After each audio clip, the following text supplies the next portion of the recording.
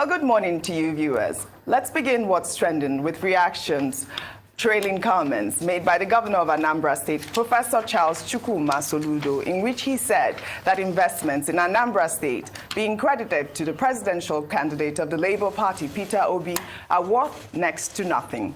Soludo made the comment during a live interview where he was invited to discuss the state's budget of 258.9 billion naira.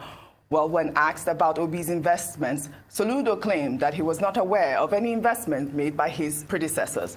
Peter Obi served as Anambra State governor 3 times between 2006 and 2014 and is reported to have left over 26 billion naira in Anambra State coffers by the time he left office.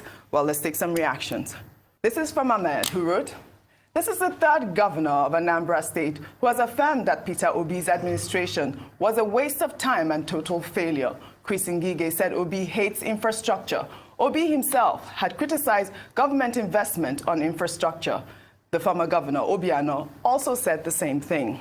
While Esteem wrote, "I'm told Soludo recently received over 268 million in oil derivation from a 4 billion naira investment Peter Obi had made in Orient Petroleum in 2012, one of many of his investment initiatives on behalf of Anambra State. Did he, Soludo, acknowledge that? No. Well, an old video where Peter Obi explained why he left so much money in Anambra State coffers has resurfaced online. He spoke in an interview with veteran journalist Kadaria Ahmed. Well, let's take a look before we come back for a discussion. Before I leave the Soludo comments and go to other things, just quickly, part of the criticism was that you left too much money in the coffers at a time when he believed that there was actually things you could do with that money. No. Let me tell you. When people say I left too much money, that where I think things that are critical for me, rather than go and spend the limited resources of the state, I try to look for federal government, development partners, assistance in other areas. What we did in terms of the money we left, if you're operating with the depleting assets, you must save for the future. And I'll give you an example. Somebody told me yesterday, said, the foreign currency component of your saving is about $170 million, which is like about 40 billion. Which state in Nigeria can say they have 40 billion? Well, Dr. Abati, this story has been trending over social media from that interview Professor Charles Chukwuma Soludo granted and talked about the fact that he was not aware of, any investment of his predecessors, and went on to talk about an investment that was, circulating on social media. I believe it was in relation to maybe Peter Obi's brewery, and that's the story online at this point, where, people talked about Peter Obi had invested or had, about $20 million in that brewery, and he said something about the brewery had, not made any money, or it's worthless at this point. Dr. Abati, over to you. Again, it's political season. Yes. People will make, all kinds of claims. They will defend themselves. It's in the nature of the season for us to have this kind of development.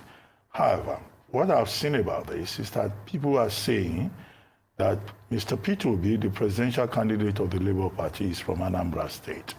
If anything, you will expect the governor of his own state to support him and not to say anything that will appear to demarcate him at a time when, emotions are rising high with regard to the political campaigns. The second thing to note about this particular matter is that Governor Soludo himself told his interviewer, on Channels TV, that, look, I'm here to discuss 2023 budget, not to talk about investments. But that these investments you are talking about, they amount to next to nothing.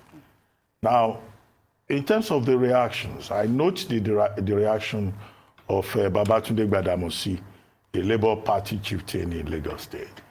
He accused Governor Soludo, 1, of demarketing his own kinsman. 2, he pointed out that after Peter Obi as governor, there was another governor Governor Obiano, that the question that should be raised, even if he says and he can prove that the investments are next to nothing, what did Governor Willie Obiano do with those investments? Is it possible that it was under Willie Obiano that those investments were mismanaged?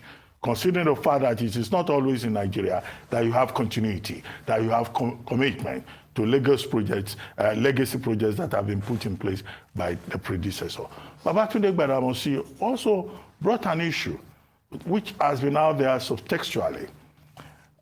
And he said that he thinks that Governor Professor Charles Soludo is attacking or attacked Peter Obi because he himself has a personal ambition that he wants to become president. So in all of these narratives, you'll find a lot, that is involved in terms of, being your kinsman, in terms of 2, personal ambitions, in terms of 3, is the target right? Because it's been since 2007 or so that Mr. Peter Obi left office. So why is he being attacked at this particular time? Now, the question to also raise is that with the downturn in the economic fortunes of Nigeria, the Naira has been misbehaving, the foreign exchange has gone bad, every investment really has issues, okay? So that will be another dimension from which to look at it. But nobody has queried the fact that Mr. Peter Obi, in leaving office, left a very healthy balance sheet in Anambra State, and that he invested a lot in education. It was under his watch that Anambra, went tops in school examinations in Nigeria.